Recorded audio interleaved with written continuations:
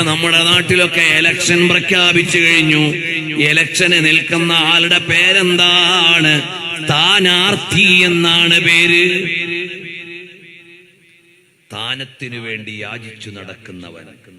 എന്നെ ഒന്ന് തെരഞ്ഞെടുക്കണേ, എന്നെ ഒന്ന് തെരഞ്ഞെടുക്കണേ, എന്നെ ഒന്ന് തെരഞ്ഞെടുക്കണേ. 5 കൊല്ലത്തേക്ക് ഏത് പാർട്ടി ആയാലും, എനിക്ക് പ്രത്യേകിച്ച് പാർട്ടിയൊന്നും. അത് വലിയ കോളുള്ള സംഗതിയൊന്നുമല്ല. അത് വലിയ കോളുള്ള സംഗതിയൊന്നുമല്ല. ഈ ദുനിയാവിൽ അതൊക്കെ വേണം. അതാണ് അങ്ങേയറ്റം എന്ന് വിചാരിച്ചു പോകണ്ട. അതാണ് അങ്ങേയറ്റമെന്ന് വിചാരിച്ചു പോവണ്ട. പേരു തന്നെ സ്ഥാനത്തിന് വേണ്ടി യാചിക്കുന്നവൻ സ്ഥാനാർത്ഥി എന്നാണ്. എന്നെ ഒന്ന് തെരഞ്ഞെടുക്കണേ. അതാണ് തേടി നടക്കുന്നത്, ചോദിച്ചു വാങ്ങുകയാണ്. എന്നെ ഒന്ന് മെമ്പറാക്കണേ, എന്നെ ഒന്ന് പ്രസിഡന്റ് ആക്കണേ. അതും ഒരു യാചനയാണ്. നമ്മൾ വിചാരിച്ചു അത് തന്നെയാണ് എല്ലാം എന്ന്. അല്ല, ഏറ്റവും വലിയ മൂല്യമുള്ള സംഗതി ഏതാണ്? അല്ലാഹുവിനെ അറിയുന്ന അടിമകളെ ലോകം മറക്കൂല. വഗൗസ് കഹേ ഗൈസ് ഹേ ശൈദാ തേരാ, വഗൗസ് കഹേ ഗൈസ് ഹേ ബാലാ തേരാ. ഓസുല്ലാതെ നിങ്ങൾ ആണ്ടെന്ന എല്ലാവർക്കും അറിയൂ. റിഫായി ശൈഖിന്റെ ആണ്ടെന്ന, താജുൽ ഉലമന്റെ ആണ്ട് വരുമ്പോൾ ലക്ഷക്കണക്കിന് ആളുകൾ കേരളത്തിൽ ഓർക്കുകയാണ്. താജുൽ ഉലമയുടെ യോഗ്യത എന്താ? അള്ളാഹുവിനെ അറിഞ്ഞ് ഇബാദത്ത് ചെയ്ത ഒരു നല്ല മനുഷ്യൻ, അഹ്ലു ബൈത്തിലെ വലിയ വ്യക്തിയും പണ്ഡിതനും. കോടിക്കണക്കിന് മനുഷ്യന്മാർക്കറിയും, ലക്ഷക്കണക്കിന് മനുഷ്യന്മാരുടെ ഹൃദയത്തിലുണ്ട് താജുൽ ഉലമായി. ആരാ സ്ഥാപിച്ചത്? അള്ളാഹു സ്ഥാപിച്ചു കൊടുത്ത സ്ഥാനമാണ്. അള്ളാഹു സ്ഥാപിച്ചു കൊടുത്ത സ്ഥാനമാണ്. അതുകൊണ്ട് നമ്മൾ ഒടുങ്ങാത്ത വിലാസത്തിന്റെ ആളുകളാവണം, ഒടുങ്ങണ വിലാസത്തിന്റെ ആളുകളല്ല. ചിലർ വിചാരിക്കും മൂല്യമാർക്കൊന്നും ലോകം തിരിഞ്ഞിട്ടില്ല. ഓർക്ക് രാഷ്ട്രീയമില്ല, ഓർക്ക് പൈസന്റെ കാര്യമൊക്കെ പറയുമ്പോഴൊക്കെ വലിയ ഇങ്ങനെയൊക്കെയാണ്. ലോകത്തിന്റെ യാഥാർത്ഥ്യം ആലോചിക്കണം. ഇവിടെ എത്ര ദിവസം നമ്മൾ ജീവിക്കാൻ പോണത്? ജീവിതം ഏതു നിമിഷവും എവിടെയും അവസാനിക്കാം. ഇതിനപ്പുറത്തൊരു ജീവിതമുണ്ട്, വലിയൊരു ജീവിതം.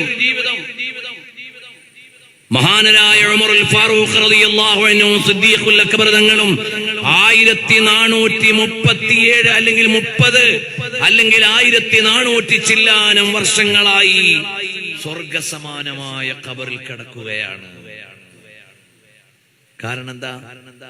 26-30 കൊല്ലം മര്യാദക്ക് ജീവിച്ചപ്പോ സ്വർഗസമാനമായ പാരത്രിക ജീവിതം കിട്ടി, അല്ലെങ്കിൽ സ്വർഗീയമായ ജീവിതം കിട്ടി. ഇവിടെ ജീവിക്കുന്ന കാലത്ത് നല്ല മുഅ്മിനായി ജീവിച്ചാൽ പിന്നെ സ്വർഗം കിട്ടും. സിദ്ദീഖ് റളിയല്ലാഹു അൻഹു ഇസ്ലാമിൽ ജീവിച്ചത് എത്ര കൊല്ല? 26 കൊല്ലം. 26 കൊല്ലാണ്. 26 കൊല്ലം മര്യാദക്ക് ജീവിച്ചപ്പോൾ അനന്തമായ സ്വർഗസമാനമായ ഖബറിലേക്ക് ലോകഗുരുവായ നബി സല്ലല്ലാഹു അലൈഹി വസല്ലം തങ്ങളുടെ തിരുചാരത്ത് കിടക്കുകയാണ്. ലോകത്തുള്ള പരകോടി ജനങ്ങളുടെ ഹൃദയത്തിന്റെ ഉള്ളിൽ ഉജ്ജ്വലമായ വിലാസമായി നിലകൊള്ളുകയാണ്. ആരാണെന്നറിയുമോ?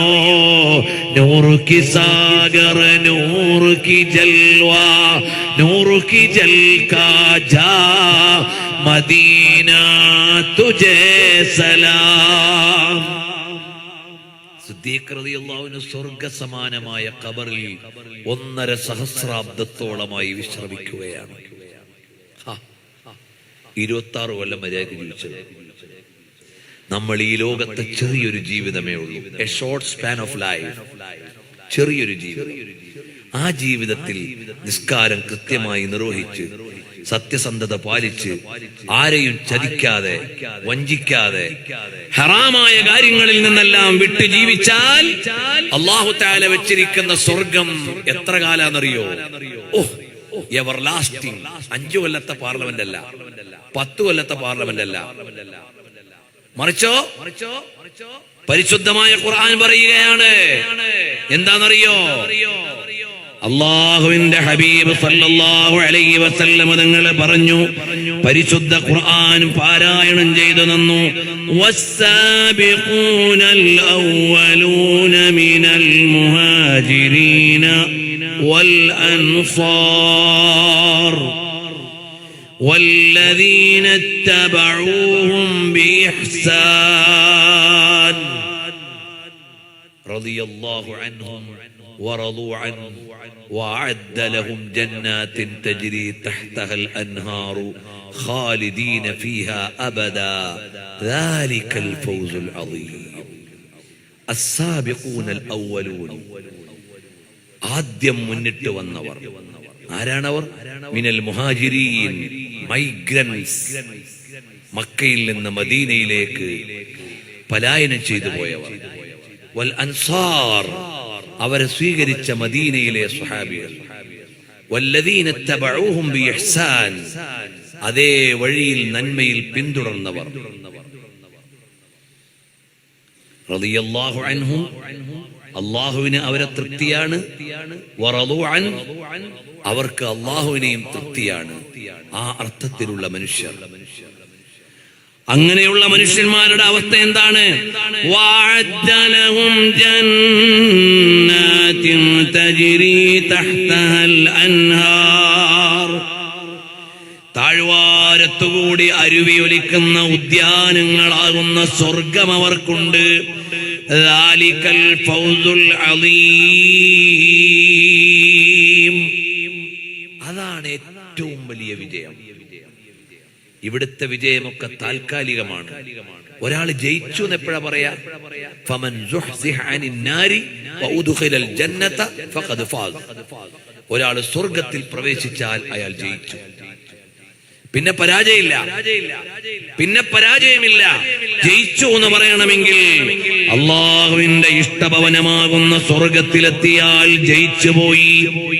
അതുകൊണ്ട് മുഅ്മിനീങ്ങളെ, നമ്മൾ ഇന്ന് ഭൗതികമായ ജീവിതക്രമത്തിന്റെ ഇടയിൽ ആത്മീയ വിചാരങ്ങളിൽ നിന്ന് അന്യമായി കഴിയുകയാണ്. നമ്മൾ അള്ളാഹുവിനെ ഓർത്ത് ആത്മീയ വിചാരങ്ങളിലൂടെ മുന്നോട്ട് പോകണം. ഈ ജീവിതം മാത്രമേ ഉള്ളൂ എന്ന് വിചാരിക്കരുത്.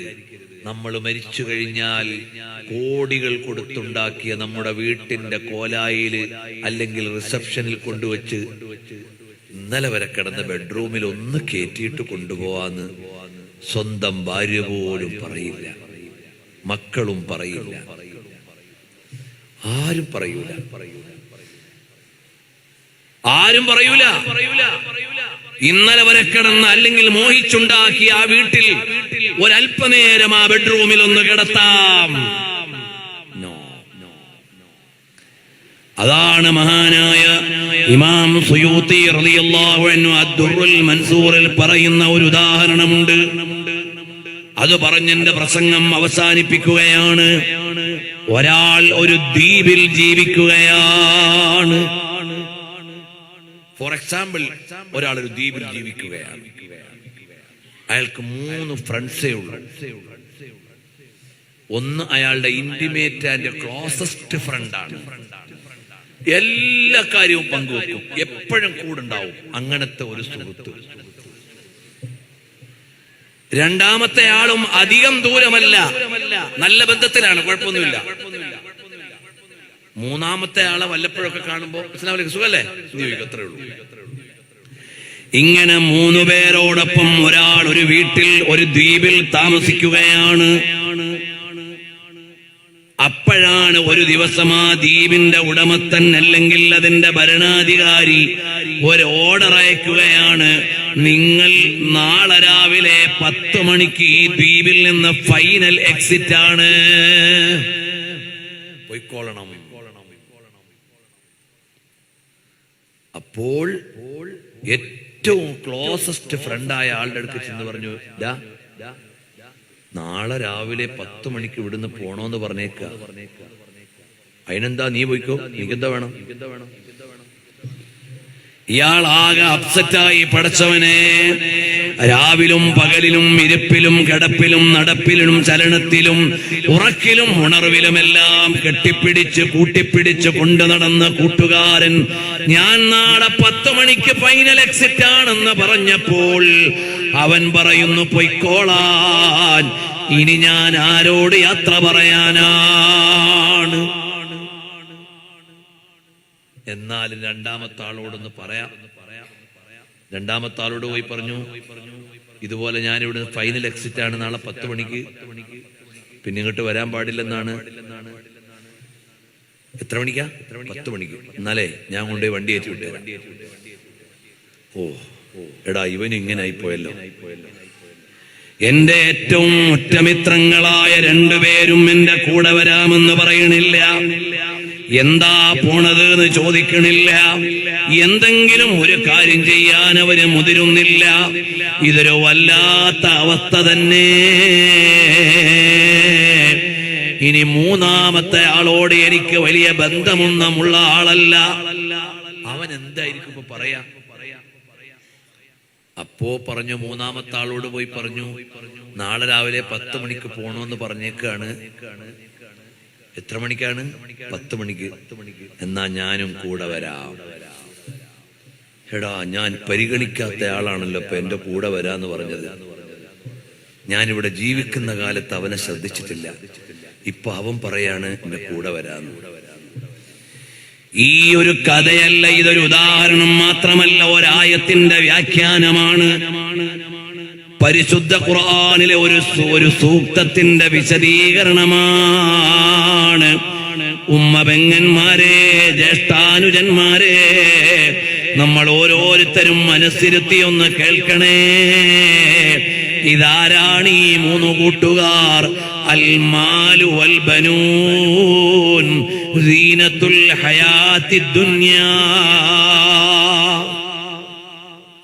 ഒന്നാമത്തെ കൂട്ടുകാരൻ നിന്റെ സമ്പത്താണ്. നീ എപ്പോഴും അത് ആലോചിച്ച നടക്കുക. രാത്രി 1 മണിക്ക് ചരക്ക് വരും എന്ന് പറഞ്ഞാല് 12:45 ഹാദർ. ഇത്ര മണിക്ക് ഫ്ലൈറ്റ് ആണെന്നറിഞ്ഞാൽ അതിനു മുമ്പേ ഹാദർ. നമ്മളെല്ലാവരും ഏറ്റവും ഇഷ്ടപ്പെടുന്ന നമ്മുടെ സമ്പത്ത് നമ്മൾ മരണപ്പെടുന്ന അതേ സെക്കൻഡിൽ നമ്മുടേതല്ലാതായില്ലേ? അതാണ് ഒന്നാമത്തെ കൂട്ടുകാരൻ. ഒരു യാത്ര പറയാൻ പോലും ഉണ്ടാവില്ല. ചിലപ്പോൾ കോടിക്കണക്കിന് രൂപയുടെ വിലയുള്ള കാറിൽ ഇരുന്ന് മരിച്ചുപോയാൽ ഏതോ ചാരിറ്റി സംഘടനയുടെ ആംബുലൻസിലായിരിക്കും കൊണ്ടുപോവുക. കോടികളുടെ കാറ് വേണ്ട. ചിലപ്പോ സർക്കാരിന്റെ ആനുകൂല്യമുള്ള 108-ലായിരിക്കും കൊണ്ടുപോവുക. കോടികളുടെ കാറ് വേണ്ട. അപ്പൊ തന്നെ നിന്റെതല്ലാതായി പോയി. അപ്പോൾ തന്നെ സമ്പാദ്യം നിന്നെ വിട്ട് പിരിഞ്ഞു പോയി. അൽമാൽ, അതാണ് നിന്റെ ഏറ്റവും വലിയ പ്രയോറിറ്റി. എത്രയെത്ര മക്കളാ വാപ്പമാരോട് പിണങ്ങിപ്പോയി പണത്തെ പ്രേമിച്ചിട്ട്. എത്രയെത്ര വാപ്പമാരാ മക്കളോട് തെറ്റിപ്പോയി പണത്തിന്റെ പേരില്. മക്കളെക്കാള്, ബന്ധങ്ങളെക്കാള്, ഭാര്യമാരെക്കാള്, ഭർത്താക്കന്മാരെക്കാള്, ഉറ്റവരെക്കാള്, ഉടയവരെക്കാള് പണത്തെ പ്രേമിക്കുന്ന ഒരു കാലമല്ലേ? നമുക്ക് വലുത് പണമാ. ബന്ധങ്ങളെല്ലാം നിഷ്പ്രഭം, ഒന്നും വലുതല്ല. പണം വേണം. ആ പണം ദാ പോയി, ഗും ഹോ ഗയാ, വീണുപോയി. ഗും ഹോ ഗയാ, എല്ലാം വീണുപോയി. എന്നാൽ അറിയുമോ, നബി സല്ലല്ലാഹു അലൈഹി വസല്ലം തങ്ങൾ പറഞ്ഞ ഈ ഉദാഹരണം, നിങ്ങളുടെ ഒന്നാമത്തെ കൂട്ടുകാരൻ നിങ്ങളുടെ സമ്പാദ്യമാണ്. രണ്ടാമത്തെ കൂട്ടുകാരൻ ആരാണ്? അൽ ബനൂൻ, മക്കളാണ്. എത്ര മണിക്കാ പോണേ? 10 മണിക്ക്. വണ്ടി കയറ്റി വിടാതെ എന്ന് പറഞ്ഞാൽ വാപ്പ മരിച്ചുപോയി. ആദ്യം ഒന്ന് ചിണുങ്ങും, പിന്നെ മയ്യത്ത് എത്ര മണിക്ക് എടുക്കണം? വാപ്പാന്റെ പേരും പോയി, അഡ്രസ്സും പോയി, എല്ലാം പോയി. ജനാസ എവിടെ കിടക്കണം? അപ്പുറത്ത് റൂമിൽ ഇരുന്നിട്ട് മക്കളും കുടുംബക്കാരും കൂടെ എത്ര മണിക്കാ മയ്യത്തെടുക്കണ്ടേ? വാപ്പാന്റെ ജനാസ മക്കൾ കൊണ്ടുവന്ന് ഖബറിൽ വെച്ചിട്ട് പറയണ ഒരു വാക്കുണ്ട്. ലോകത്തുള്ള എല്ലാ ജനാസകളും കൊണ്ടുവച്ചിട്ട് ആളുകൾ പറയണ വാക്കാണ്, മിൻഹാ ഖലഖനാകും വഫീഹാ നുഈദുകും വമിൻഹാ നുഖ്രിജുകും താറതൻ ഉഖ്റാ.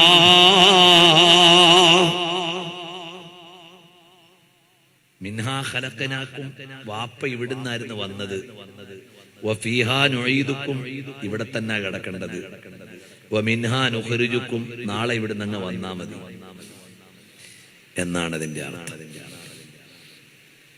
വീട്ടിൽ കിടക്കേണ്ട വാപ്പ കാട്ടിൽ കിടക്കുകയാണല്ലോ എന്നല്ല പറയാ, വാപ്പ ഇവിടെ കിടക്കേണ്ട ആളാന്നാ പറയാ. ഇതാണ് നിങ്ങൾ ഏറ്റവും ജീവിച്ചത് ആർക്ക് വേണ്ടിയാ? മക്കൾക്ക് വേണ്ടി. മക്കളാരും കൂടെ വരില്ല. ഇതുവരെ എവിടെങ്കിലും മയ്യത്തടക്കിയപ്പോ ഒരു മോൻ പറഞ്ഞോ ഞാൻ ഒരു ദിവസം ഇവിടെ കൂടെ കിടക്കട്ടെ? ഭാര്യ പറഞ്ഞോ? ഭർത്താവ് പറഞ്ഞോ? മക്കള് പറഞ്ഞോ? വാപ്പ പറഞ്ഞോ? ആരും പറയൂല. ഇന്ന് ഒറ്റയ്ക്കല്ലേ, ഒരു ദിവസം ഞാൻ കൂട്ടിനടക്കാം. യാത്ര പിരിഞ്ഞു പോയി. ഈ റിയാലിറ്റി മനസ്സിലാക്കണം. ഈ സത്യസന്ധമായ കാര്യത്തെ ഉൾക്കൊള്ളുന്നതിനാ ദീന് എന്ന് പറയണം. All human things are subject to decay. എല്ലാ മനുഷ്യരും മരിച്ചു. ഖുർആൻ പറഞ്ഞെന്താ? വജാഅത് സക്രത്തുൽ മൗതി ദാലിക മാ കുൻത മിൻഹു തഹീദ്. മരണം ആസന്നമായി പോയി, പക്ഷെ എന്നെ ഉൾക്കൊള്ളാൻ കുറച്ച് പണിയാ. പലരും മരിച്ച കാര്യം പറഞ്ഞു. ഞാൻ മരിക്കുമെന്ന് എനിക്ക് ആലോചിക്കാൻ കഴിയുന്നുണ്ടോ? ഞാനും മരിക്കും എന്നെനിക്ക് ചിന്തിക്കാൻ നമുക്ക് ഓരോരുത്തർക്കും കഴിയുന്നുണ്ടോ? റസൂലുള്ളാഹി തങ്ങൾ ചോദിച്ചത്, നീ നിന്റെ ജനാസ കൊണ്ടുപോയിട്ടുണ്ടോ എന്നാണ്. അഥവാ നീ കൊണ്ടുപോയ ഏതെങ്കിലും ഒരു ജനാസയുടെ സമയത്ത് ഇത് ഞാനായേക്കും എന്ന് ചിന്തിക്കാൻ നിനക്ക് കഴിഞ്ഞിട്ടുണ്ടോ? അതാണ് ആത്മീയത. മൂന്നാമത്തെ കൂട്ടുകാരനാരാണ്? വൽ ബാഖിയാത്തുസ് സ്വാലിഹാത്തു ഖൈറുൻ ഇൻദ റബ്ബിക സവാബൻ വ ഖൈറുൻ അമലാ. നിന്റെ കൂടെ വരുന്നതാരാ? നമാസ്, റോസ, ഹജ്ജ്, സദഖ, സാരെ നേക്കിയ ഹമാരെ സാത്ത് ആയേഗി. എല്ലാ നന്മകളും നമ്മുടെ ഒപ്പം വരും. നന്മ ചെയ്യാൻ നമുക്ക് കുറച്ച് മടിയായിരുന്നു, നിസ്കരിക്കാൻ കുറച്ച് മടിയായിരുന്നു, നോമ്പെടുക്കാൻ കുറച്ച് ഭാരമായിരുന്നു. പക്ഷെ കൂടെ വരാൻ അതേ ഉള്ളൂ. കൂടെ വരാൻ ആ നന്മകളെ ഉണ്ടാവുകയുള്ളൂ. അതുകൊണ്ട് നാളെ കൂട്ടിക്കൊണ്ടുപോകാൻ ആള് വേണം, നാളെ കൂടെ വരാൻ ആള് വേണം. അതാണ് സൽക്കർമ്മങ്ങൾ.